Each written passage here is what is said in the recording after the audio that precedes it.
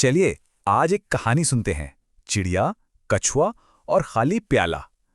अब नाम सुनकर ये एक बड़ी सीधी सादी कहानी लग सकती है, लेकिन यकीन मानिए ये हमारी जिंदगी के बारे में एक बहुत गहरा सबक सिखाएगी।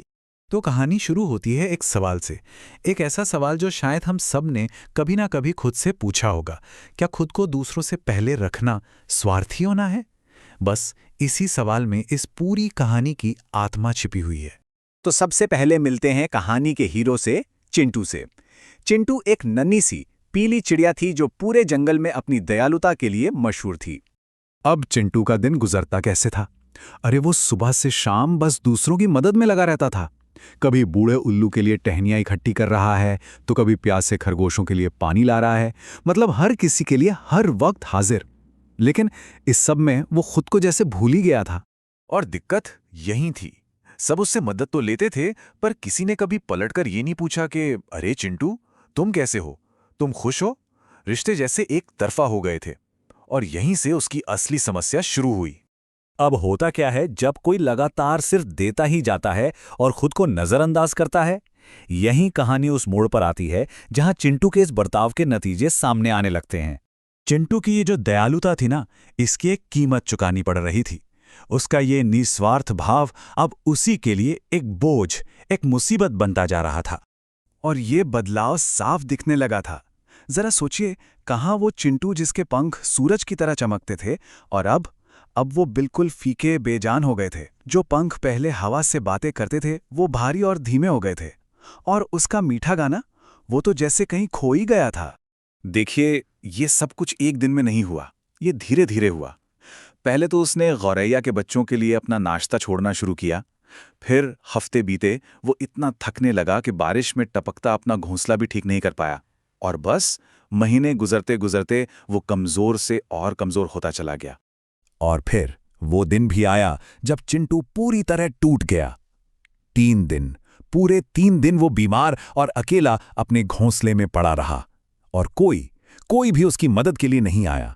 वो चिड़िया जिसने सबकी मदद की, आज बिल्कुल अकेली थी। लेकिन कहते हैं ना, जब सब रास्ते बंद हो जाते हैं तभी कोई उम्मीद की किरण आती है। चिंटू की कहानी में ये उम्मीद बनकर आया एक बुद्धिमान बूढ़ा कछुआ। कछुए ने चिंटू को देखा और एक बहुत ही गहरी लेकिन सीधी सी बात कही। उसने कहा, चिंटू, तुम दूसरों को पानी नहीं दे सकते अगर तुम्हारा अपना प्याला ही खाली हो। और कछुए की इसी सलाह को हम कह सकते हैं खाली प्याले का सिद्धांत। मतलब बहुत सीधा सा है कि अगर दूसरों की देखभाल करनी है तो पहले खुद की देखभाल करनी होगी। हमारी अपनी ऊर्जा, हमारी अपनी खुशी ही वो स्रोत है जिससे हम दूसरों को कुछ दे सकते हैं। कछुए ने बात को और अच्छे से समझाने के लिए एक और मिसाल दी। उसने कहा, देखो चिंटू, तुम एक दिए की तरह हो। रोशनी देने के लिए तुम्हारा खुद जलते रहना जरूरी है। अब सोचो, अगर तुम्हारी ही लौ बुझ गई तो तुम दूसरों को रोशनी कैसे दोगे? तो अब चिंटू को बात समझ आ गई थी, और यहीं से शुरू होती है उसकी वापसी की कहानी। कहानी का वो हिस्सा जहां चिंटू ने अपना प्याला फिर से भरना सीखा। तो सवाल ये है कि चिंटू ने आखिर खुद को बदला कैसे? उसने ऐसा क्या किया जिससे सब कुछ ठीक होने लगा? चलिए देखते हैं। उसने अपनी जिंदगी में कुछ नए नियम बनाए। पहले क्या होता था, सुबह उठते ही वो दूसरों को खिलाने भागता था। लेकिन अब वो पहले अपना नाश्ता करता था। दूसरों के घर बनाने से पहले उसने अपना घोंसला ठीक किया। और सबसे जरूरी बात, जब उसे थकान महसूस होती तो उसने मदद के लिए नहीं कहना और आराम करना सीख लिया। और अब जब कोई जानवर उससे मदद मांगने आता तो चिंटू बहुत प्यार से समझाता था। वो कहता, मैं मदद जरूर करूंगा, लेकिन पहले मुझे अपनी देखभाल करनी होगी, क्योंकि अगर मैं ही ठीक नहीं रहा तो फिर मैं किसी की भी मदद नहीं कर पाऊंगा। और जानते हैं इसका नतीजा क्या हुआ?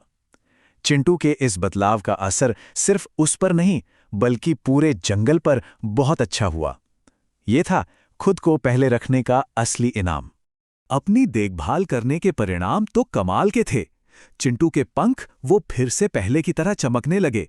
उसका गाना फिर से मीठा हो गया और उसके पंखों में वही पुरानी जान आ गई। और सबसे मजेदार बात ये थी कि अब वो दूसरों की मदद पहले से कहीं बेहतर तरीके से कर पा रहा था। और देखते ही देखते चिंटू की इस कहानी का असर पूरे जंगल पर हुआ।